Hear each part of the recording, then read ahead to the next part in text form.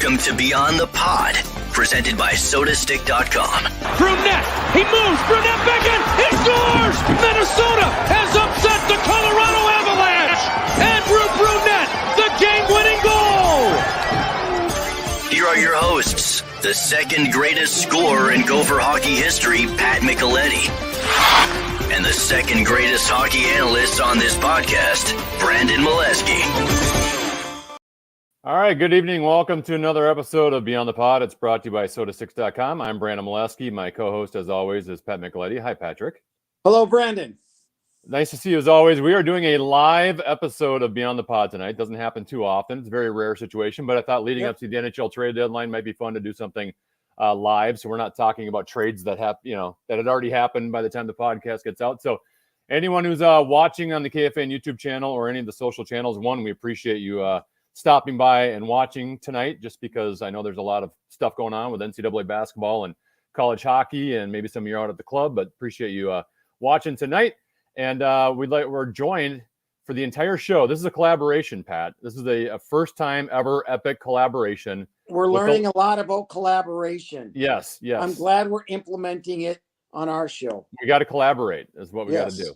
But we thought we'd get the female perspective, because they're usually smarter than we are anyways. No doubt. From the BarDown Beauties Podcast, Jessi Pierce and Alexis Pearson. Ladies, thank you so much for joining us. I noticed the one thing out of the gate, you guys clearly have a much more professional podcast than we do. You guys have microphones, you have like nice crystal clear sound, HD screens with lighting. And and then you look at me and Pat, and it's a disaster. I always like to remind people when we have guests who comment on that, I'm literally in my kitchen, and I just want to let everyone know I'm wearing pajama pants right now. So I may look presentable from the upper half. See, we're all on the same page. So don't feel too bad, Mileski. I made my husband build this office too. So just find yourself a husband that will do things that you tell him. So yeah, that's why we have this. I will go ahead and find myself a husband. Yep, that's what you got to do. I'm on it.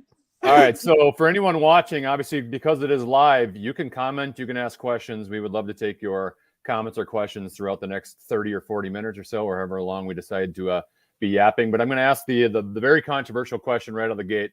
I'll give each of you one shot at it. We'll begin with the youngest, Alexis. If you were GM over the Minnesota Wild, how would you be approaching the trade deadline coming up on Monday? I think maybe patience would be the word that I would use, in that I don't think the Wild need to be over eager to go out and find anything. And Jessi and I have talked about this a lot on our podcast in the upcoming weeks here, is that at this point now, I think we've seen a couple holes exposed in the Minnesota Wild, whereas before, earlier in the season, I think a lot of people thought there was maybe only one piece we needed to be a Stanley Cup team. And now we're thinking maybe we're still 2 or 3 pieces away from that. And Bill Guerin said it best this week. We cannot trade our way out of problems. And I think that there's no need for the Wild to swing for the fences here. They still have a very, very good hockey team. If things come in that the Wild can afford, which honestly, it's not looking like there's a lot out there right now that the Wild can maybe afford and also need, then sure, look at it and see if you can make it work. I liked the Nico Sturm trade. I thought that was good, but I don't think there's a reason to swing for the fences here. See what's offered to you, see what conversation happens, but don't force anything. Jessi? I mean, exactly. And had you asked me this question 4 weeks ago, I might have had a completely different answer and say, hey, go out and get a center and let's rock and roll, or go get a goaltender, as everybody knows my feelings on that. But right now, I think I would not be surprised if Billy G just stays pat. Just looking at what the cost for some of the players. I didn't ask about Billy G. I asked about you. You were the GM of the Minnesota Wild. I'm staying pat. I'm staying, because you can't afford what you need. Like, I would love a Hampus Lindholm to come and help defense. I think you need a new top 4 defenseman.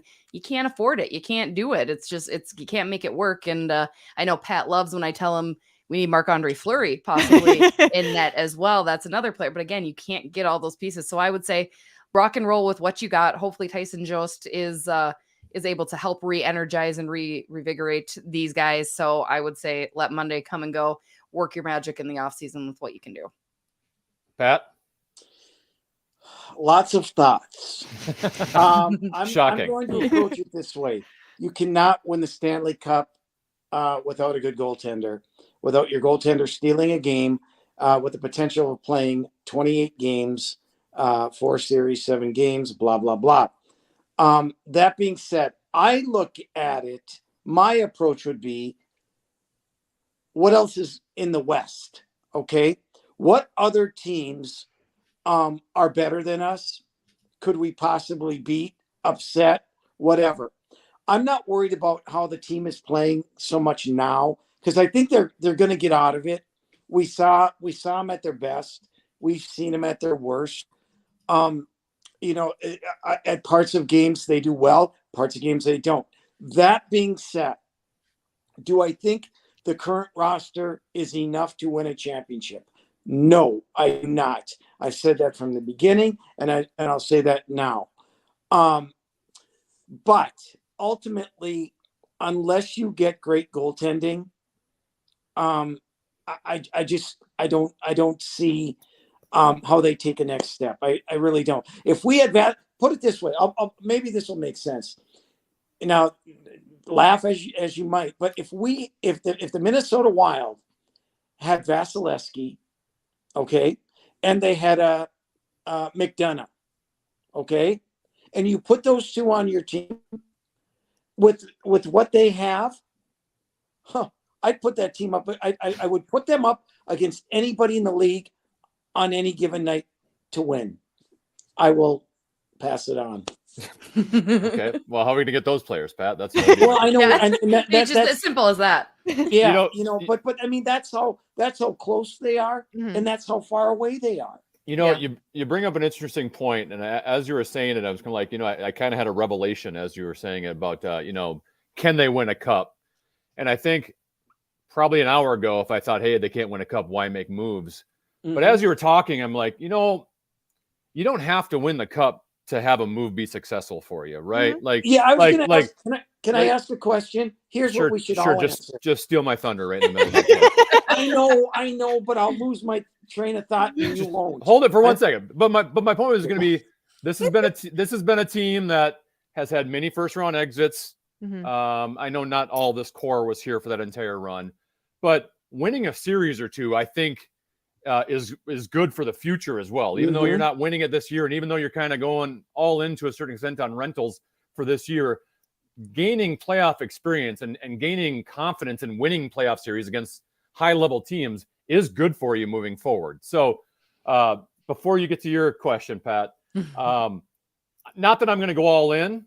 If I can get my hands on Marc-Andre Fleury and not having to give away the kitchen sink, I would do it before Monday. Yeah. And they want a first-round pick. Now, let's say the Wild are able to somehow deal and get a second-round pick for McBain, and then you're now giving up a mid to late first-round pick for Marc-Andre Fleury, and maybe you have to add a second-tier prospect or something like that. I'm willing to make that trade-off because I do think Marc-Andre Fleury would make a big difference for you and has an impact on the entire team. Go ahead, Pat. Agreed. I guess my question would be, all of us, the four of us, we and all of the fans in the great state of Minnesota, every year the expectation or the hope or the dream or the everything is win the Stanley Cup, right?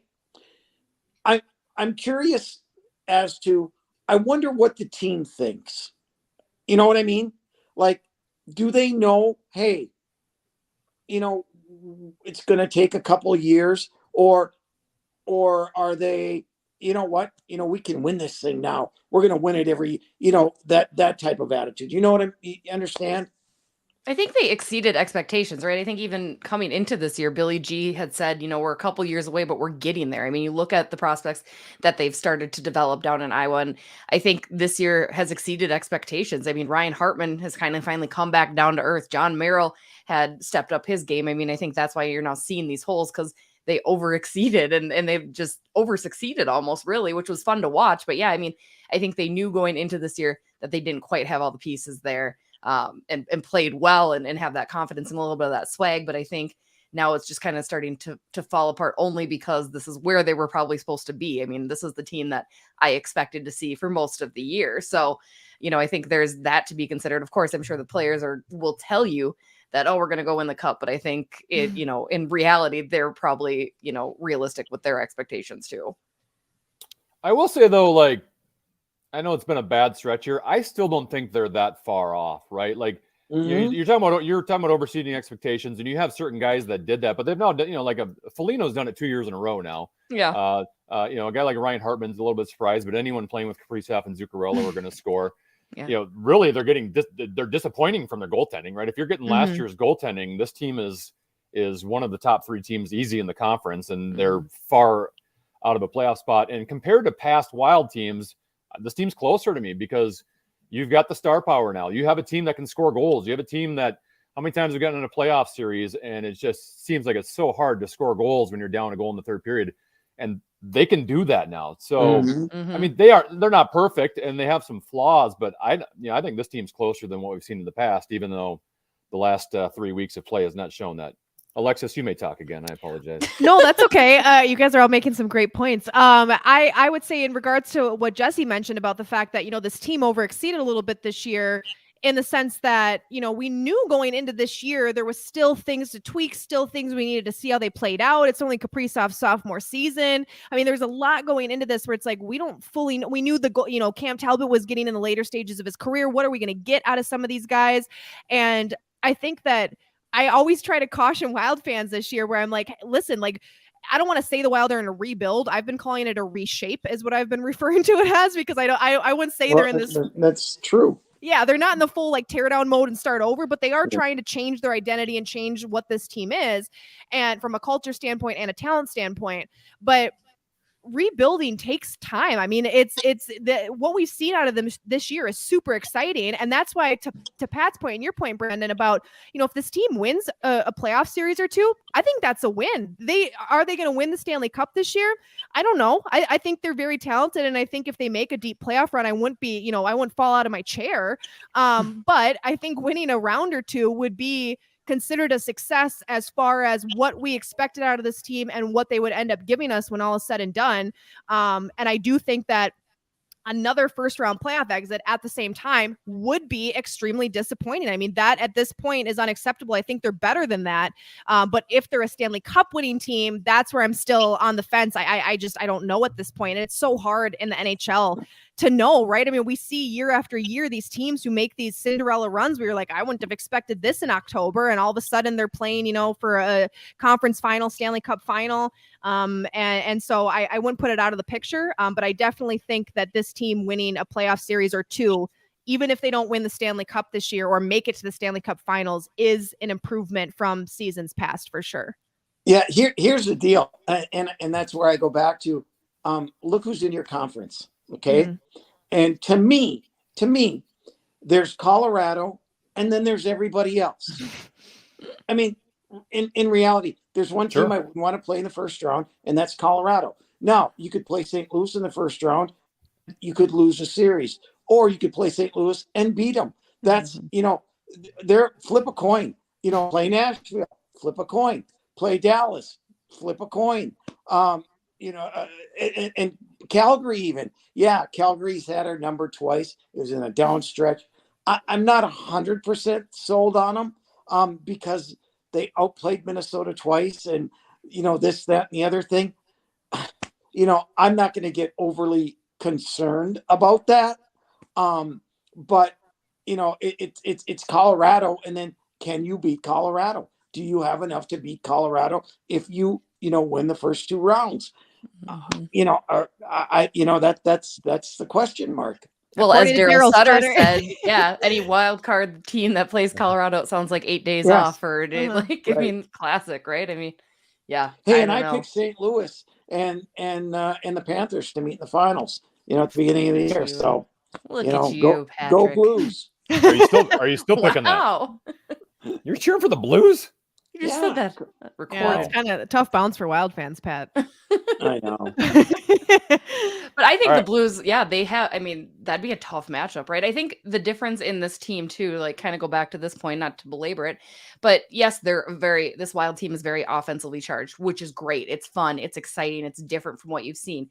However, we all know when you watch playoff hockey, you're not putting up 6 goals against the opposition anymore. So now you need your defense and your goaltending to stand up. And I think that's been the most disappointing of this team right now. I mean, I hate to say it, but somebody brought up a good point to me the other day is maybe you're missing a Ryan Suter at this point, a good stay-at-home guy that's But Ryan strong. Suter doesn't stop the puck. I mean, no, right. You need it. I have been mean, harping for a goaltender since November. Yeah. So I have had this number. Jessi was on it before the goaltending turned She was. bad. She was cool Yes. before it was You cool. is what were. I can say. Yeah. Yes, you Right? were. I knew this She's was a- going to happen.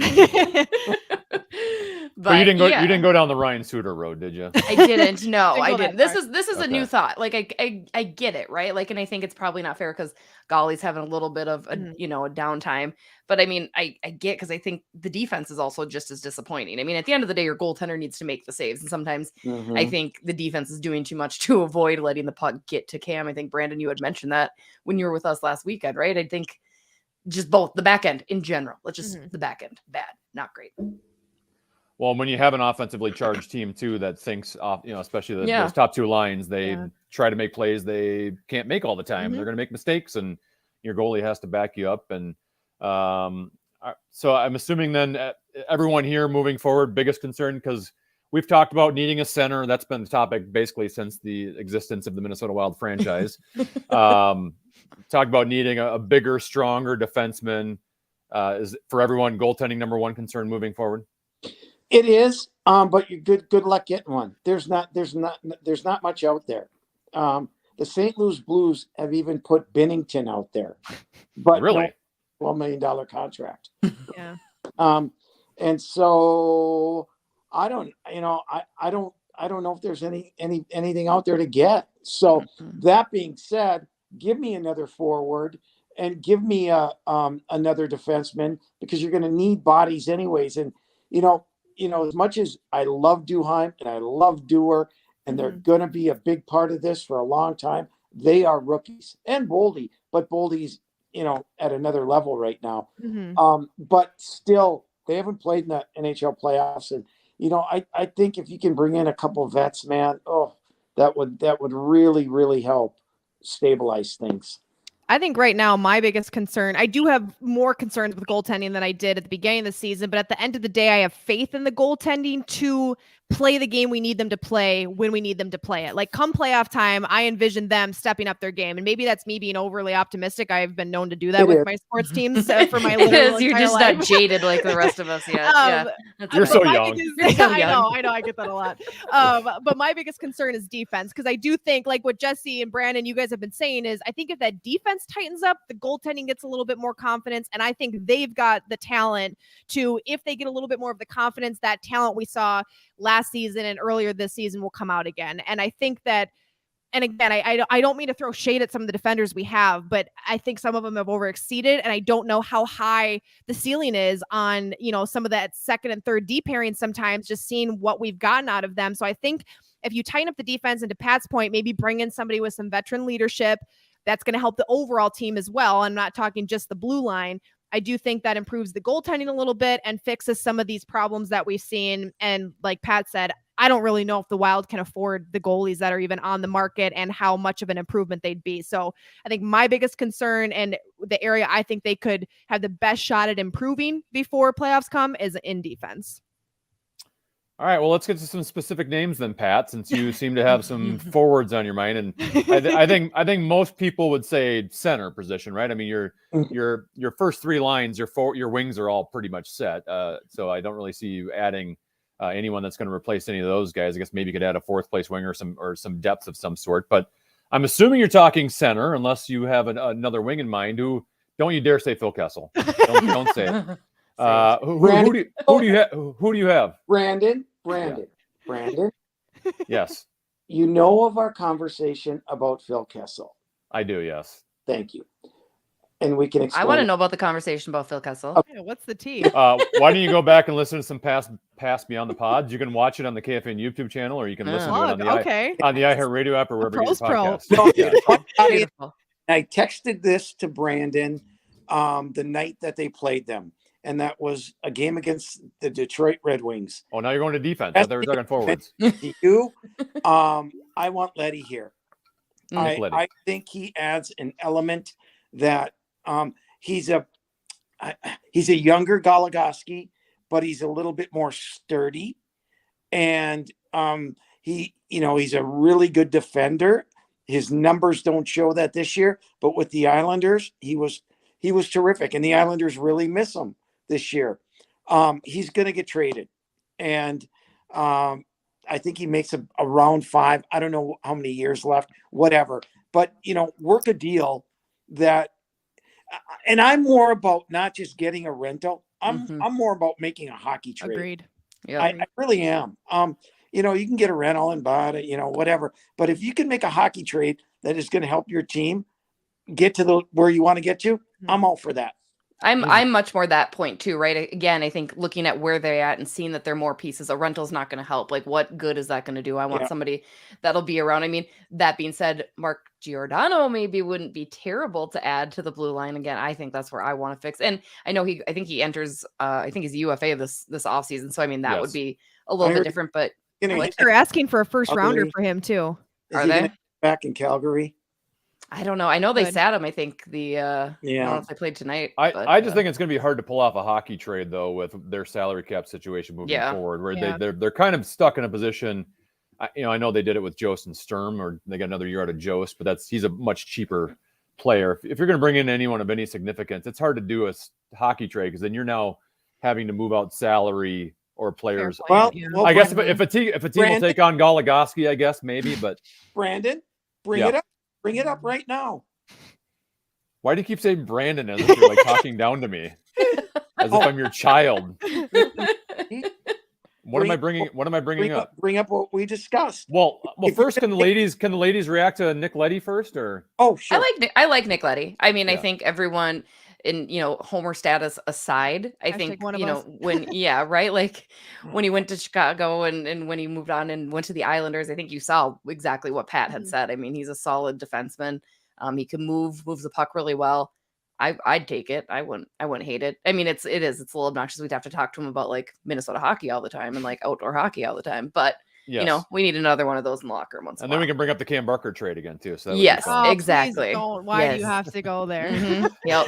Perfect. I like. Oh, go ahead, Alexis. I don't have much to add. Other than I wouldn't hate that. But again, how much would he cost? And now that he's not on the Islanders anymore, I think maybe you could get a better asking price because, like Pat said, the numbers weren't there this year like they were with the Islanders. But I don't hate that. I think that would be a solid guy to bring to the Minnesota Wild. And like I said, if I'm the GM, I'm going after a defenseman. So I'm all on board with that. I like Leddy. I think he's an upgrade on Goligoski, but I don't know if he addresses your biggest need in the blue line, which is size and strength and killing penalties. And I don't know how much he does that. So he would just be a better version of Goligoski, really, a younger, better version. Okay. Go ahead. What name did you want me to bring up, Pat? Alexis, here's what happened. All right. Brandon and I were talking on Fanline about potential deals and who might be available and so forth and so on. So the name Jacob Chychrun got brought up. I don't want anybody from Arizona. I'm just going to say that right now. That's fine. I take him. I'd take him. But he's got 3 years left on a deal that pays 4.5. Hello, 4.6, he's 24 years old. He had 16 goals a year ago. Not having a great year this year. If we're talking a hockey trade, right? You want to dump some salary. Well, what team needs to get to the floor? That would be Arizona. Yeah. You could package your deal because they're gonna get a boatload for him, more than a boatload. And I'm saying load up. I mean, I hate to say it, but you'd have to include a Dumba. You'd have to include probably a prospect or two and a first round pick, something like that. But I think if you're looking long term and you're getting what potentially could be an all-star at 24, at $4.5 million, I would really have deep conversations with them to see what I could do to get it done. I mean, all jokes aside, I mean, I don't want anybody from Arizona. I make that joke. I have 2 rules, like nobody from Detroit, nobody from Arizona. That's kind of my baseline with trading. But I think Martin Hansel, PTSD. Please stop. Please start crying.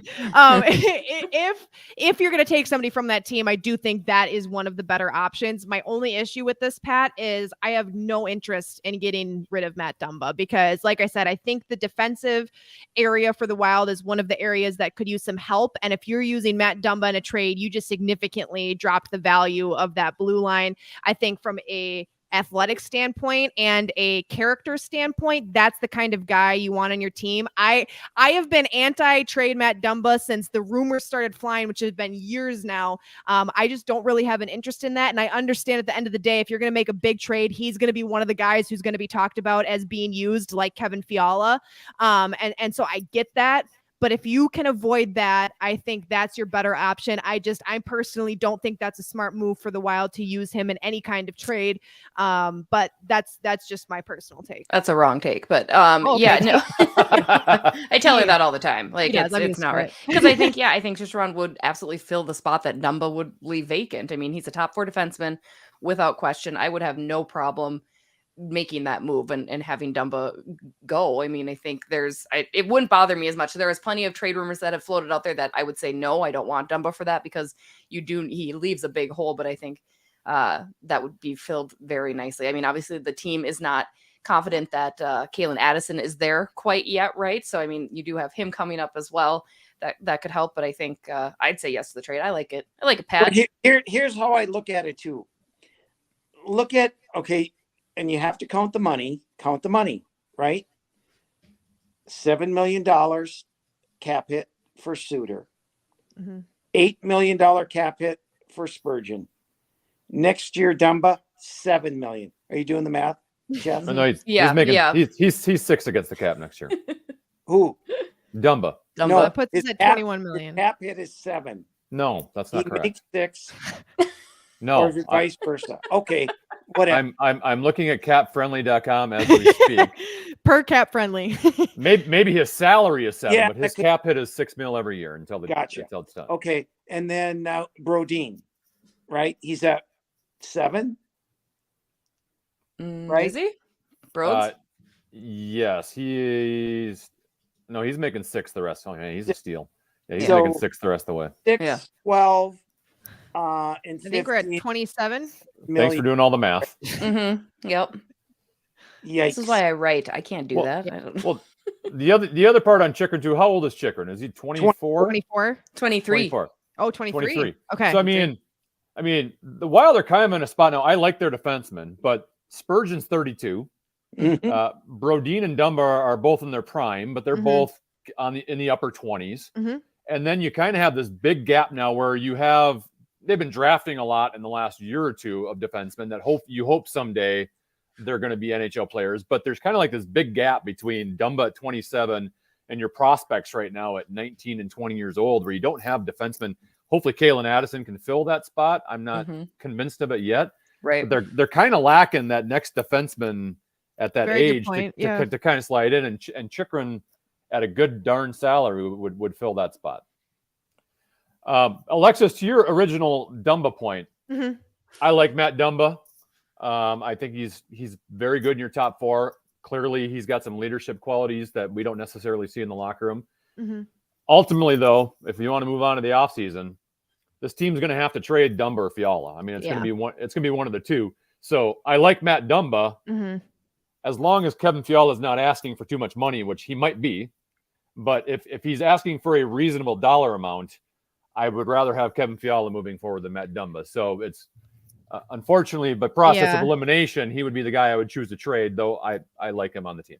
See, and I've gone back and forth between that because I know it's going to be one of them, right? And we always talk about, okay, if the Wild are going to make a big trade here, likely Kevin Fiala or Matt Dumba would be involved as one of the trade pieces.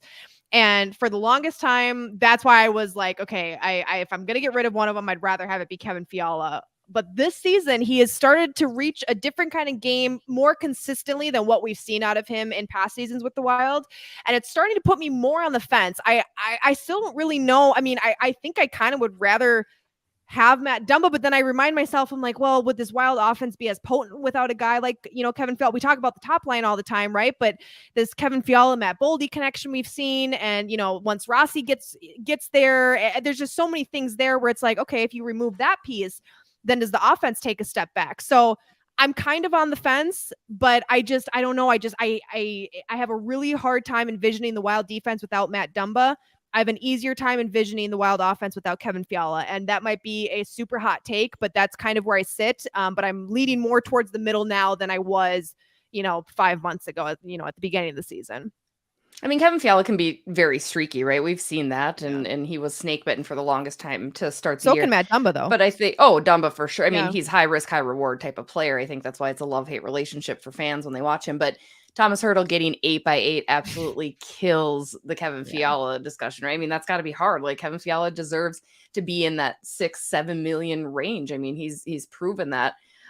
So I mean, I think unfortunately that's the route that's going to have to end. Like, I think that's the one that doesn't end up returning. While yes, he has found this chemistry with Boldy, I think Boldy has that capability to play well with anybody. Just the way that he sees the ice, the way that he moves. I think, put another guy on his side and as his liney, Boldy will be fine and help bring that up. Kevin Fiala, however, I don't know if that will transfer quite as well. I think he needs Boldy more than Boldy needs him. But I don't see the numbers working in Minnesota's favor for that one. What do we notice about Kevin Fiala when he gives and goes and he hits the holes and he's very, very successful. Mm-hmm. When he tries to hold on to the puck and go through 15 guys, lose it and chop it and this and that, he gets in trouble. And we've seen less and less and less of that because of Matt Boldy. Agreed. Yeah. And so, man, it's, you'd love to keep both of them, right? I mean, we'd like to keep both of them, which is probably not going to happen. I'd lean towards Fiala because keeping Fiala. Yeah. Okay. Yeah. Mm-hmm. What about you, Brandon? And you know what? And nothing against Spurgeon, Brodin, and Dumba, and Scandella was part of that crew. That was a long time ago. That's the name. This D really hasn't had a shakeup. Yeah. A different look. Teams know, hey, playoff time, they got nothing back there that's gonna, we can pound them. And you saw it last year and the year before and the year before. These guys are just getting hammered. Mm-hmm. And you need some muscle back there, just to make it a little bit even. Just I don't know.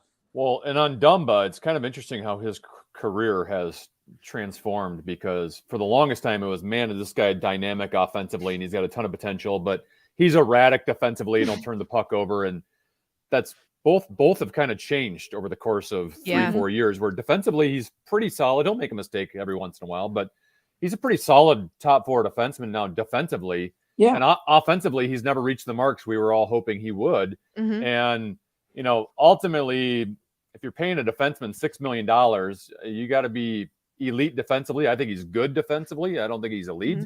And, he's not even on your top power play unit, and he gets some looks on your second power play unit, but that was kind of supposed to be his strength, was he's going to have the big shot, big right-handed shot on your power play. And that has not transpired over the last couple of years. So, now, unfortunately, like, it's always hard to have discussions about a player's leadership when you're not in the locker room, and you don't know how much he means to the team inside the locker room. And that's something the Wild management are privy to, having that info that we don't. So unless he's just some amazing, unbelievable leader that gets the engine going in the locker room, that I can't, but just going off of pure watching my eyes, like, I think he's easier to replace than a Kevin Fiala. I think it's a lot harder to find guys like Fiala. If you got Fiala and Boldy together for a full year at a time, like, Fiala can score 30, 35 goals for you. Mm-hmm. And I think that's harder to find than a $6 million defenseman that, what is he? Does he get like the 10 goals now a year? I mean, he's not offensively dynamic as we thought he would be. Yeah. All right. Well, I think you said that too, like the culture. What, yeah. Pat? What?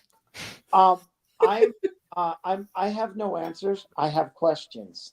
Oh, of course. Okay? Here we go. Before we get to your question, can I give some love to our sponsor for a second? Please do. All right. SodaStick.com. You can get your original Minnesota sports inspired goods at SodaStick.com. All of their apparel is screen printed here in Minnesota on super soft, super comfy shirts. You're going to love it, and we're going to hook you up with 15% off your next order. So use the code KFAN for 15% off. That is SodaStick.com. Original Minnesota sports inspired goods. Use the code KFAN for 15% off. Pat, hopefully you didn't forget your question. Go ahead. I did not, Brandon. You guys are the general managers, all right? And so I want to answer from each of you. Let's look at it the other way, okay? We know there's one untouchable on this team.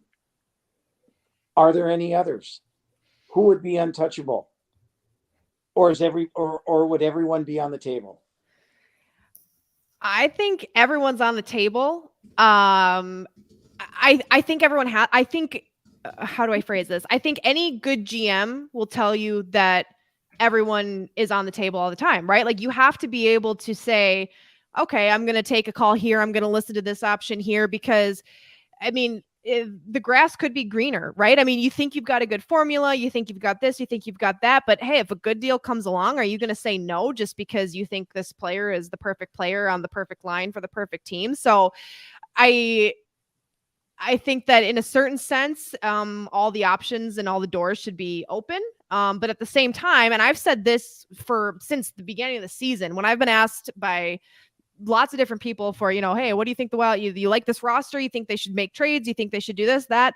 I am a big proponent of letting a team who's worked their way to the point the Wild have, give them a chance to finish that out. I think the Wild have done a great job this season of putting together the success that they've put together. It wasn't easy. Like we all have agreed, they kind of overexceeded what the expectations were for them coming into the season. So as I say that, I think everyone can be on the table. At the same time, I think you have to have a certain amount of respect for what this team has done for you, and understand that it takes everybody to make this happen. My dad just texted me. He must be watching. Hi, Dad. He said Gretzky was traded.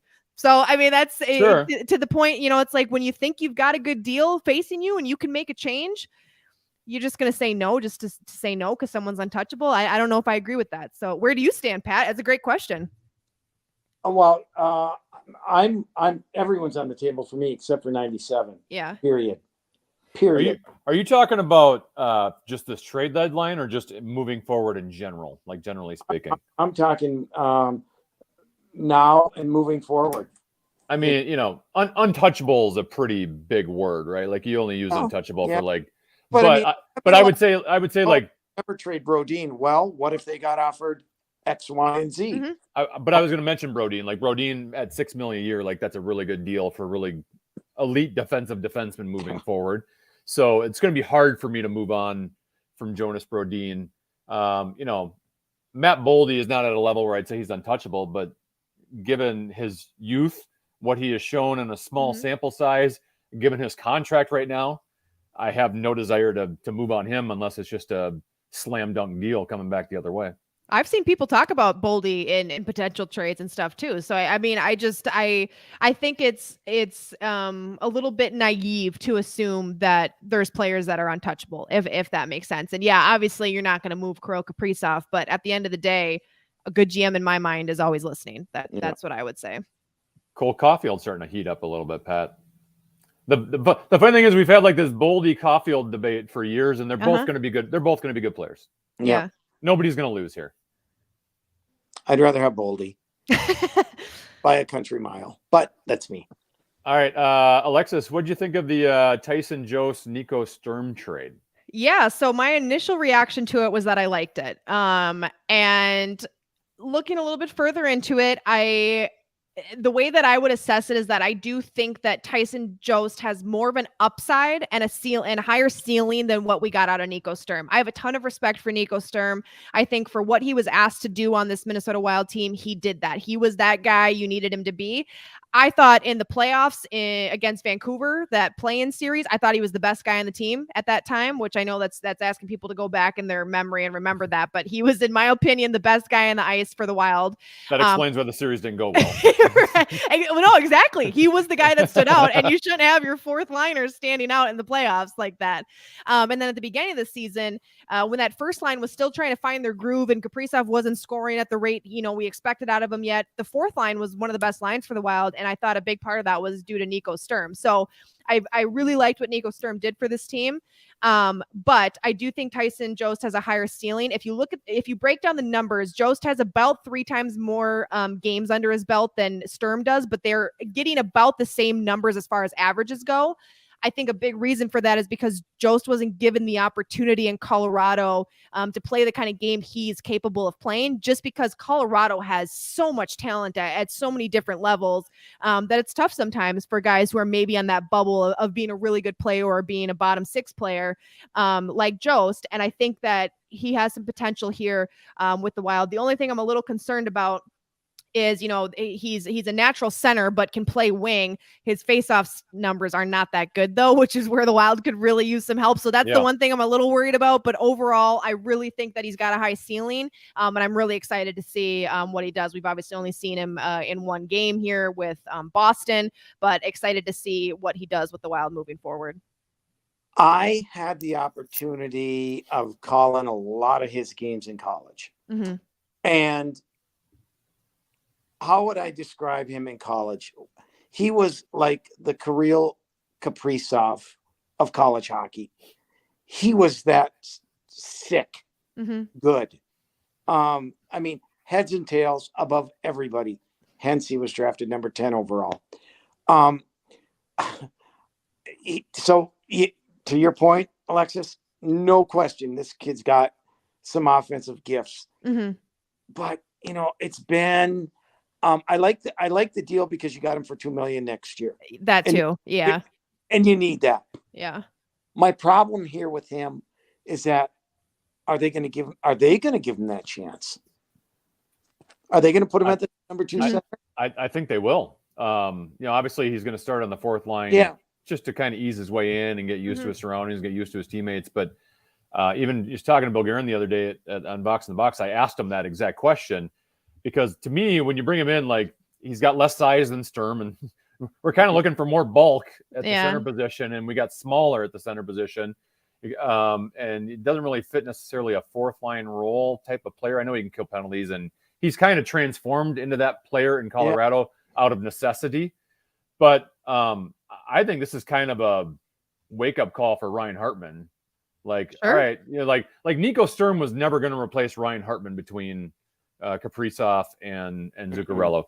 Nico Sturm was never going to replace, I shouldn't say never, because Frederick Gaudreau has been kind of up and down a little bit. Yeah. But he's not like a sure thing like, hey, Nico Sturm can go between Fiala and Boldy and they're going to take off. Whereas I do think Jost is more of a, he's agile. He's great on his skates. He's great on his edges. He's got some skill. Maybe if you throw, Pat, you could go out with Kaprizov and Zuccarello at this stage of your life and put up points with those two. Maybe that gets him going. To me, I think this is, Ryan Hartman has been pretty inconsistent over the last month and change. And if his play doesn't pick up, he could easily move down to your fourth line center and be fine there and kill penalties and be a good defensive physical forward. But I do see a scenario. Who knows when it's going to happen? Maybe Ryan Hartman takes off from this point and he just doesn't get that opportunity. But I do see a scenario at some point this season where Tyson Jost is on one of your top two lines, and they're going to give him a look there. Yeah, I don't think that's a terrible idea at all, Pat or Brandon. Yeah. Yeah. All right. Some free agents that are out there. I shouldn't say free agents. Pending free agents that you could potentially trade for. Pat, we've talked a bunch going in the trade deadline about the center position. To me, it's basically just Claude Giroux. Or unless you're interested in like a Paul Stastny from Winnipeg or Kopp from Winnipeg, Hurdle just re-signed in San Jose for big bucks. Pavelski got another year extension in Dallas. So, and I'm not super interested in Claude Giroux at the price you got to give up for him. So as much as we want to address the center position, I just don't know what's out there.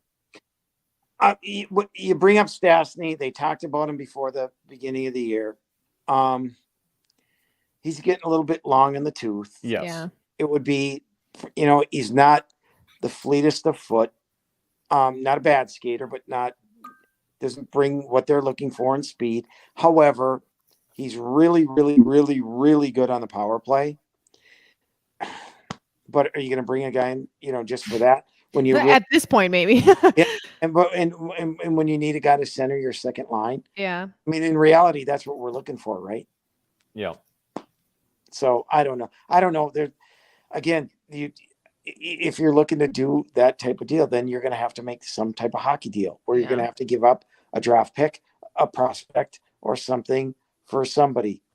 I wish Vancouver would have pulled the trigger on JT Miller when they were really down in the tank. Yeah. I don't see that happening now. Alexis, let's talk about some of the trades that have already been made. Ben Sherratt, defenseman for Montreal, goes to Florida for a first and a fourth. Tampa Bay apparently had to respond to that today. They gave up quite the haul for a Brandon Hagel, a young forward for Chicago, who's having a pretty good second season.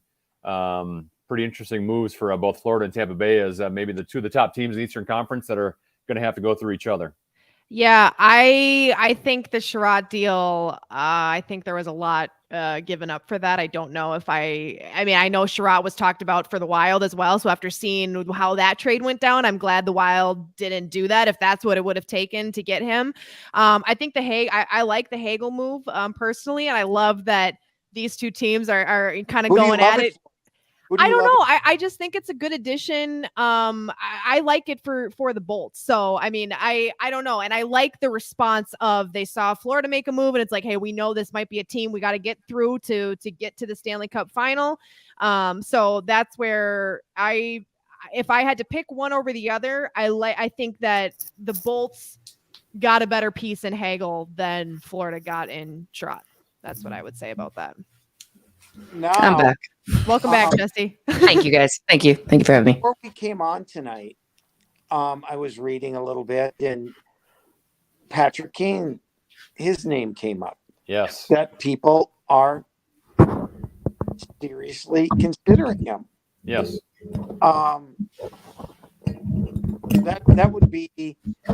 I think that people would go crazy in Chicago if they lost him, to be quite honest. They're already going crazy in Chicago. Have you seen the year they're having over there? Yeah, but they got to start over at some point. They do. It's a full rebuild, right? I think I came in at the tail end. You guys were talking about Hagel, right? And I know Derek King is speaking tomorrow, so I'll go check that out. They got a haul for him, right? And he's a young guy, and it's absolutely insane. I think that's the other reason, as going back to putting my GM hat on, I maybe stay pat, because you see how much guys are getting, like Ben Sherratt, like what the heck, right? It's just it's so insane. And like I had mentioned, I would love a Hampus Lindholm here, but he's going to have a hefty asking price. Like none of it just makes sense. You don't want to give up that much. And Bill Guerin has been very adamant in saying he doesn't want to give away his first round pick. He wants to keep that at all costs. And that could just be GM speak too. Who knows? I believe everything he says most of the time. But so it's just interesting. It's crazy. And once you see certain deals be made and you haven't made a deal like that yet, right? We've talked about with Hurdle, we talked about with these trades. It's like, then the bar is set. Like that's what these guys are going at. So if you're going to make a move now, that's what you're going to have to pay. You've seen the other GMs do it. And if you're going to make that kind of move, now you know where the bar is at. So I think it almost gets harder the closer you get to the deadline, because moves have already started being made and there's a basis now. There's a standard for this kind of guy, this kind of price, this kind of age. And if you haven't made a move yet, I think it does get a lot harder the closer you get to the deadline to really finesse some of these moves once so many teams and GMs have already started making some. Yeah, Pat, Chicago's just been, in a tough spot for a while now. And I don't know what they were doing this past offseason where they thought, hey, we can take this core and add Marc-Andre Fleury and spend a ton of money on Seth Jones and give away draft capital. Yeah, that did not go well. And it's like Jonathan Toews has had a great career. At this stage of his career, he's not worth anywhere near $10 million. Patrick Kane has had a great career. I think he still has something left. Not sure he's at $10 million level anymore. You got to be in rebuild mode. You can't be trying to add to a core that's been struggling for quite some time. Right. And I know Patrick Kane is iconic in Chicago, but you got to think about the player too. Like at this stage of his career, he's been on a losing team now for 3-4 years, however long it's been. Like he wants to go out and get a chance to win a cup, and you might as well try to get as much as you can. Another one, I don't feel bad for Patrick Kane. He has enough cups. If he stays with Chicago and they never win again, I'm not going to shed a tear for Patrick Kane. But you do make a good point that, we talked about untouchables, right? Is Patrick Kane still an untouchable, right? It's you get to that point with these players sometimes where it's like, yeah, they've been a big part of this team and yeah, everybody loves them and yeah, they still got some left in the tank, but is it with the team they're with, or is there a better match out there? And especially for a team like Chicago, who made some moves that didn't really, they were trying to put, the meme where it's slapping a Band-Aid on the seeping water tank. That's what Chicago tried to do in this offseason. And it didn't. Sorry, I'm a young kid. I talk in memes. Well, who has the salary cap space for him at this? Nobody. Not like all these teams, other than the Arizona Coyotes, all these teams are, because you still got another year of them at $10.5 million. So yeah, I don't know how you're going to maneuver around that. All right, final question before we go. Who in the Western Conference scares you? We'll go ahead to Jessi, and don't give the obvious Colorado answer. St. Louis. I think I don't want to play that. I think it's just what. Wait, I finish what you're going to say. Can we talk about calling you out? Yes. Yeah. I don't want to play St. Louis. I said that in our podcast. No, Jessi didn't say that in the podcast. So we did. She changed your mind? Jessi's a liar. We released. I thought I said that. Maybe I didn't. An episode of Cues with the Buttes today, which is a YouTube exclusive we do where we have fans send in questions and we answer them. And somebody asked us, they said, who do you most want to play in the first round of the playoffs? And Jessi said St. Louis. She did. Yeah, go watch right. the video. You want the season to be over. Yeah, she wants. I just appeasing. She's sick of working. She wants her time back. Right. Wow. The shame. We got I don't. You had good reason. How about Nashville? Nashville? Jessi said, she was like, the thing about the Blues is like, I kind of want to get them out of the way, right? Like if the Wild can beat the Blues, they can beat anybody. So I'll give you that. I just had to call you out for that because you wanted 2 hours ago you were pro Blues. So it was like 5 hours ago. There was still some Irish beer in my system, I'm sure. So I was not thinking clearly. No, I don't know. Blues are just physical though, right? Like I actually think that Minnesota could beat Colorado. Call me crazy. Like I think if they're feeling it, they absolutely could. I think for whatever reason, St. Louis just gives them a hell of a time. And I would love to, see it to get it out of the way, but I think it'd be hard to them or Calgary. I know Pat said he wasn't keen on Calgary. I don't love a Calgary matchup either. Alexis? I think right now the team I don't want to see in the first round is the St. Louis Blues. And my biggest reason for it is simply because the Wild have struggled against the Blues, period, in the last 2 seasons. And I just don't want to have to deal with that. The Wild have had good games against Colorado. They've had good games against the Predators, against Calgary, against the Knights, against the Stars, all those teams. I've seen them play games where I'm like, hey, okay, this team can beat this team. And we got a good matchup here, a fun physical matchup. For some reason, I can't remember off the top of my head in the last 2 years a game against the Blues that went at all well for the Minnesota Wild. So I don't want to touch that in the playoff series. I hope somebody else gets them and takes them down and we don't have to worry about it because I don't know what it is. I don't trust the Wild. Something about the Blues is just like they get off their game, the Wild do, and they can't figure it out. So I don't love that. And I agree with Jessi. I think when the Wild are playing their game, I think they stand a good chance to beat a team like Colorado. And I think we've seen that in the last couple of years that Colorado's been a force to be reckoned with in the last couple of seasons and for a handful of seasons now. And the Wild have had very good games against them in regular season games. And there's been plenty of games where I'm like, hey, that was a really good win, a hard fought win. Obviously the road to the Stanley Cup is going to go through Colorado. So, whatever. But yeah, don't give me the Blues. Forget about that. I don't want it. Pat? Well, since I have the Blues in the final, I really think Ryan O'Reilly's going to pester the heck out of Nathan McKinnon in the conference finals. And they wouldn't meet in the finals. No, they wouldn't. Second round. When they meet, they're going to knock out and go to the finals and play the Panthers, and we'll see who wins. I tell you what, Calgary might have a pretty easy cake. Well, I shouldn't say easy. Nothing's easy in hockey in the NHL Stanley Cup playoffs, but right now with LA and Edmonton as the 2 and 3 seed in that division, oh my gosh, just give them the trophy. Apparently, watch out for the LA Kings when Brock Faber joins them at the end of the year. Well, nobody's worried about the LA Kings, Pat. No, but is he going to be playoff eligible though? Yes. Because I was reading Russo today that like if the Wild signed Ben Myers after the season, he wouldn't be eligible for the postseason. Correct. He's a free agent. Faber was. That's different. Okay. I'm going to the Gopher game tomorrow, Pat. Pretty excited. Welcome. Maybe I'll interview you. Do it. I want to watch that. To the tailgate, I'll be out there with all the fans. Nice. I love it. Let me just drop my opinion in before we go. Apparently, I'm all on board with the three of you that St. Louis, that I think there's a certain style of play that concerns me with the Wild, and the Blues play that style of play. And as you guys mentioned with Colorado is a more talented team than the Minnesota Wild. I wouldn't pick the Wild to win a series versus them. But I think that style of play fits the Wild style of play. You know what the Wild would need to beat the Colorado Avalanche? Marc-Andre Fleury. And there it is. Full circle. There Full you go. We got our guy. If you're going to – you need good goaltending in the playoffs, period. If you're going to beat the Colorado Avalanche, you need a goalie that can steal games for you. Brandon, do you know that we went 59 minutes? We could have went 1 minute. All you had to say was Marc-Andre Fleury, and we're done. Let's go get Marc-Andre Fleury. Let's go get Marc-Andre Fleury. And then against Colorado, we got a shot. Yeah. Yeah.